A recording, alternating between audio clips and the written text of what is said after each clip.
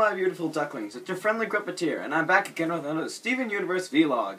Today we're looking at So Many Birthdays, which was a surprisingly depressing episode.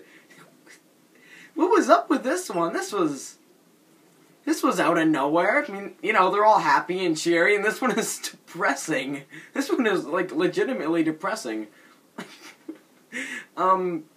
It's about, Steven finds a picture in Amethyst's pile of junk.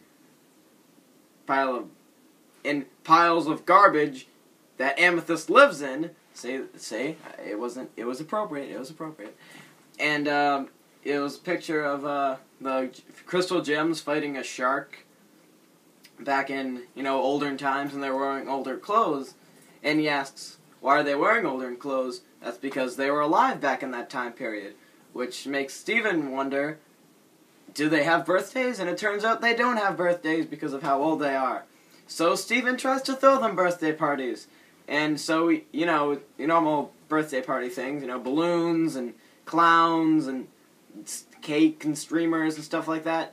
But the gems are, well, you know, adults. So they don't really think this kind of a party is appropriate for them because they are adults. And so Steven wonders if they are just too childish, and if he himself is just too childish and should stop acting like this, and he grows into an incredibly old man who starts to die. Yeah, he starts to die as the crystal gems try to revive him by making him feel good, but nothing seems to work, and he almost dies. You literally see him almost die, and you literally see how maddening, how insane the crystal gems are going just so Steven will live. They're doing everything they can, but even Garnet, everybody, they're all in tears while doing it, and the colors are, there aren't really any colors besides, gray.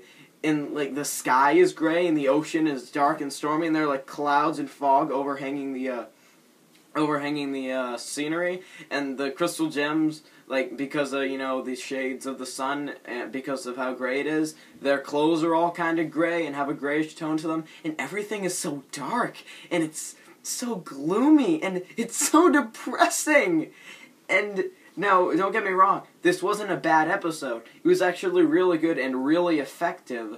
The whole thing about, there's a part Steven's talking about how, what's the difference between, something childish and something adult.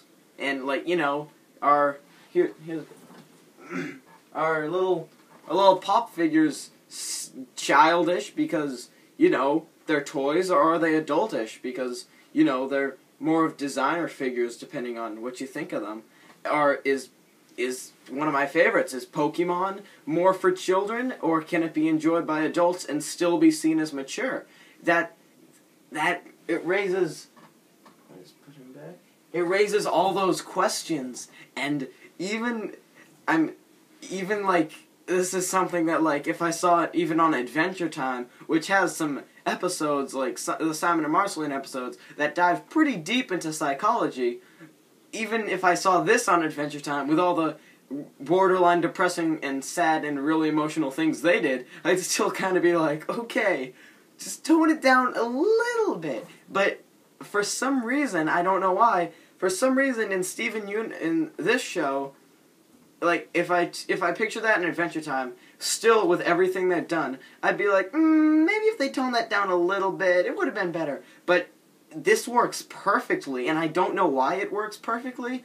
I really don't know, but it works perfectly. There isn't a second you're like, okay, that's a little too dark. Maybe you shouldn't have done that, Rebecca.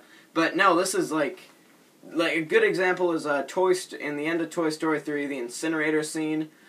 I felt that scene was good and effective, but maybe it was a little too intense for, because Toy Story is some of the first movies that children see as a child. So if they're seeing that and they're watching such an intense scene, like, you know, Woody and Buzz and all the toys, and they're going right into the incinerator, and pretty much, you know, God helps them out, and so it was, you know, that's a pretty intense scene. And in Toy Story, you know, something as light as Toy Story, it's fun and happy and everything's smiley and stuff. I found that really dark, and I could see how they could have toned that scene down a little bit, and so it didn't quite work there. And here, in Steven Universe, it works perfectly, but I don't know why, because the show itself isn't dark. I mean, it's not like Invader Zim or Tim Burton or something. It's, you know, it's a happy show, you know, happy and fun colors and all kinds of nice things, but I don't know how it works. It just does. I mean, go watch the episode for yourself. You'll probably have different opinions, of course, because the chances are you don't have the same opinions as me, because you might not be the exact same person as me. Oh my God! But you'll still be a little surprised of how dark and depressing this does get. But, what else is... Oh, there are some very funny moments. As I said, Steven, you know, gets the birthday stuff. He also gets like a little cape and a little crown for the person that the birthday party is being given to, and so he feels he's younger when he puts that on, and so when he's there's a scene where he's really old, and he gets to the donut shop, and he's like, oh no, I need to get back to the crown and the cape.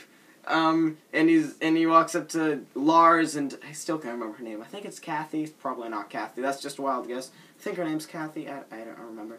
But he walks up to Lars and Kathy, and he's like, "Can you help me get into my birthday suit?" I know it's immature, I just still like it. And then he gets chased out of the shop by Kathy with a chair in her hand. She's like, "Get out and stay out!" And if you don't know what the birthday suit is, you know what it is.